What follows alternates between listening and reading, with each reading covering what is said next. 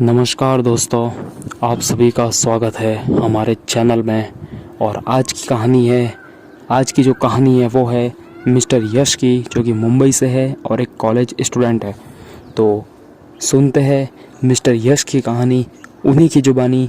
तो चलिए स्टार्ट करते हैं आज की स्टोरी को। चैनल को सब्सक्राइब कर दीजिएगा। Thank you. मेरा नाम यश है और मैं मुंबई का रहने वाला हूँ और मैं फाइनल ईयर कॉलेज स्टूडेंट हूँ। मैं भगवान को बिल्कुल नहीं मानता था जब तक ये घटना मेरे साथ नहीं हुई थी, लेकिन अब मैं भगवान को मानता हूँ क्योंकि मेरे साथ कुछ ऐसा ही हुआ था कश्मीर की उन वादियों में, उन पहाड़ों में। तो चलिए मैं मेरे शब्दों में मेरी कहानी आपको बताता हूँ कि मेरे साथ क्या हुआ था। आज से 2 साल पहले सन 2018 में 12 अक्टूबर 2018 को मैं मुंबई से दिल्ली और दिल्ली से जम्मू तक की एक ट्रेन से, मतलब कि 2 ट्रेन मुझे चेंज करनी पड़ी थी, मुंबई से दिल्ली और दिल्ली से जम्मू। और उन ट्रेनों से मैं जम्मू तक, मतलब कि कश्मीर पहुंचा। लेकिन मैं बहुत ही देर रात को वहां पे पहुंचा था, बहुत रात हो चुकी थी, कोई दूर दूर दिख नहीं रहा था। तो फिर मैं यहाँ वहाँ घूमते घूमते देखने लगा कि कोई मुझे मिले, लेकिन वहाँ पर दूर दूर तक कोई नहीं था। रात बहुत हो चुकी थी, ऊपर से मुंबई, दिल्ली और जम्मू तक आने में, मुंबई से जम्मू तक आने में बहुत थकान आ गई थी। तो मैंने सोचा कि चलिए कोई होटल वगैरह ढूंढते हैं। बट मुझे उस ट्रेन ने एक बहुत ही अनजान जगह पे छोड़ दिया था, जहाँ पे एक छोटा सा गांव था और कोई बड़ा प्लेटफॉर्म भी, रेलवे प्लेटफॉर्म भी नहीं था। तो फिर मैंने सोचा कि मैं जो रास्ता, कच्चा रास्ता दिख रहा था, वहीं से आगे बढ़ूंगा और पैदल ही अपनी यात्रा को आगे बढ़ाऊंगा। तो फिर मैं निकल पड़ा उसी कच्चे रास्ते की तरफ। और थोड़ी ही दूर मैं गया था कि वो मेरे सामने बहुत बड़े बड़े पहाड़ आ गए।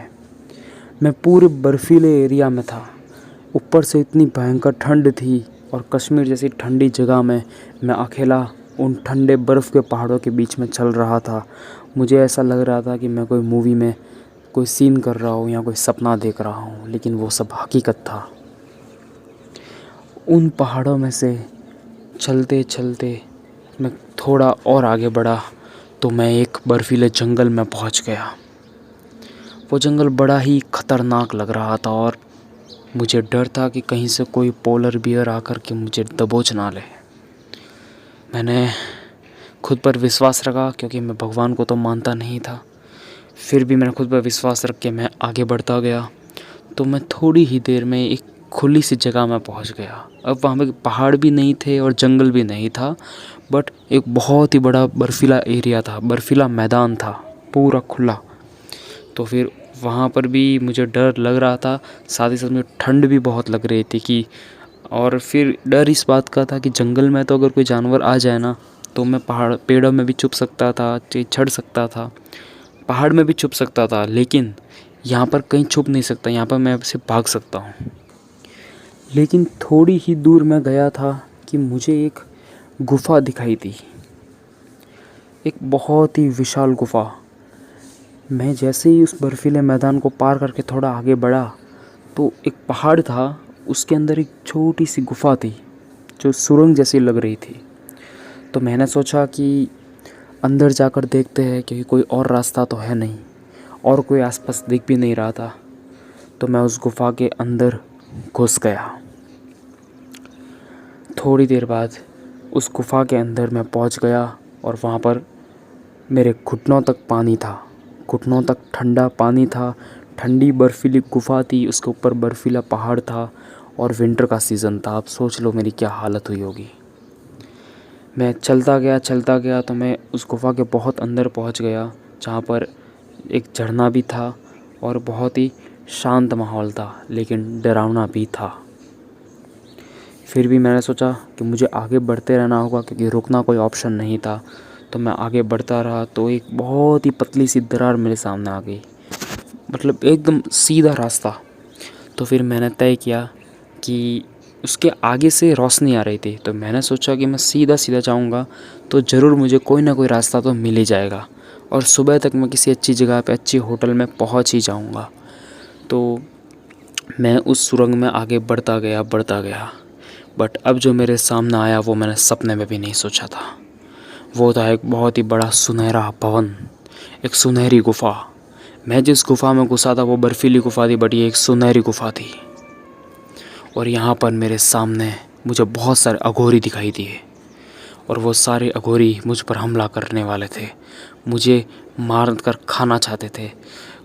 मुझे कोई औजार चुबा रहा था, कोई मुझे त्रिशूल चुबा रहा था, कोई मुझे हड्डियों से मार रहा था और ऐसा लग रहा था कि वो मुझे मार कर पका के खाने वाले हैं। लेकिन मुझे नहीं पता वो क्या करने वाले थे, बट फिर भी जो मेरे साथ बीता वो मैं आपको बता रहा हूँ। और जैसे ही वो अघोरी मुझ पर हमला करने लगे, मेरा दिल जोरों से धड़कने लगा और वहीं पर थोड़ी देर में एक दूसरे अघोरी बाबा प्रकट हो गए। मेरे सामने जो अघोरी बाबा प्रकट हुए वो उन अघोरियों से एकदम ही अलग थे। वो उनकी हाइट लगभग 7 से 8 फुट की हाइट थी और बहुत ही लंबे लंबे बाल थे उनके। और फिर उन्होंने उन सारे अघोरियों को एक इशारा किया तो वो सारे अघोरी शांत हो गए। और फिर उन्होंने मुझे पूछा कि तू यहाँ पे क्या कर रहा है। तो मैंने कहा कि मैंने सारी घटना सुनाई कि मैं रात को खो गया था और फिर घूमते घूमते मैं यहाँ पर आ गया, सो मुझे माफ़ कर दीजिए और मुझे जाने दीजिए।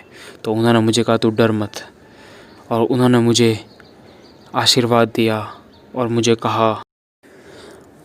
कहा कि मैं अभी ध्यान कर रहा था, तभी मुझे भगवान शिव का यह आदेश आया कि एक ईमानदार और एक बेगुनाह इंसान खतरे में है, उसे जाके बचा।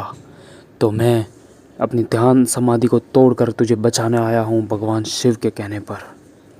यह सुनकर मुझे बहुत ही राहत मिली और फिर उन्होंने मुझे बाहर का रास्ता दिखा के बाहर भेज दिया। और तभी से मेरा भगवान शिव में और सभी देवी देवताओं में, संतों में बहुत ही दिल से सम्मान बढ़ गया कि आखिर जब मैं मुसीबत में था तभी उन अघोरी बाबा को भगवान शिव ने मेरे बारे में बताया कि एक बेगुनाह इंसान खतरे में है, और उन अघोरी बाबा ने आके मुझे दूसरे दुष्ट अघोरियों से बचा दिया।